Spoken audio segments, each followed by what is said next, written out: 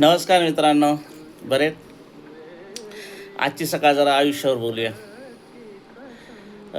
काही दिवसापूर्वी शाळेला एक मित्र होता, त्याच्याशी थोडंसं बोलणं झालं, बरं वाटलं जरा. शालेय मित्रामध्ये आमचा 10वीचा आपुलकीचा ग्रुप होता, अजून पण आहे, जीव लावतो खूप. तसं बघितलं ना, आज मी त्या आपुलकी ग्रुपच्या मदतीमुळंच तुमच्यासमोर आहे. तो कसा, एक वेळ आली होती आयुष्यामध्ये, खूप डिप्रेशनमध्ये गेलो होतो, व्यवसाय बरबाद झाला होता आणि काहीच असं राहिलं नव्हतं. फॅमिली डिस्टर्ब झालेली होती, फॅमिली सोडून गेलेली. पण त्यावेळेस ह्या 10वीच्या मित्राने खूप उभं केलं, मला म्हणता येईल असं. अर्थसहाय्य केलं ही एक क्षम्य बाब आहे, पण त्यांची जी भावना होती की यार आपण एक जीव वाचवायला पाहिजे, त्या भावनेनं मला उभं केलेलं. त्याचं आयुष्यभर ऋणी राहील. शब्दात बोलून मी ते मोल कमी करणार नाही. पण आपल्या आयुष्यामध्ये असे कुणीतरी असावे, असे जवळचे आपुलकीचे असे कुणीतरी असावे, की जेव्हा आपल्या शेवटचा क्षण येतो त्यावेळेस ते आपल्याला उभारीचा हात देतील.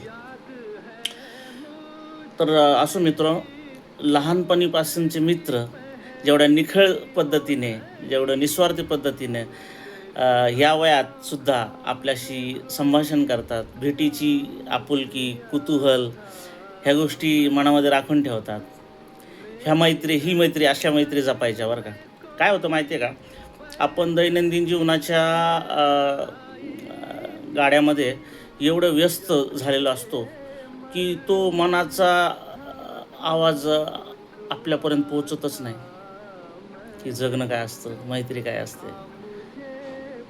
म्हणजे आपण शालेय जीवनात आठवणीत जातो ना, त्यावेळेस ते ह्या वयात सुद्धा उभारी दिल्यासारखं जातं. खरंच मित्रांनो, माझ्या आयुष्यामध्ये जेवढं शालेय मित्रांच्या आपुलकी, आमच्या 10वीच्या ग्रुपचा जेवढं महत्त्व आहे, जेवढं मोल आहे, तेवढं मला नाही वाटत की माझ्या रक्तातल्या नात्याचं पण असेल. त्यांनी दिलेल्या उभारी जिवंत राहावी म्हणून मी जगलो, वाढलो, प्रयत्न केले, झगडत गेलो, रगडत गेलो आणि विश्वासाने आज खंबीरपणाने जगतोय. मला सांगण्याचा हेतू एवढंच आहे की मैत्रीतला कृत्रिमपणा आजच्या जीवनात जो आपल्याला बघायला मिळतो, त्याला थोडासा थंडावा किंवा विसावा मिळायचा असेल ना, थोडे शालेय जीवनातल्या मित्रांसोबत संभाषण करा मित्रांनो. त्या शालेय जीवनातल्या नुसत्या आठवण्या जरी काढल्या ना, एक अशी उभारी मिळते ना, एक असं संजीवनी मिळते ना, की त्याचं मोल नाही कशात करता येत, कशातच नाही करता येत.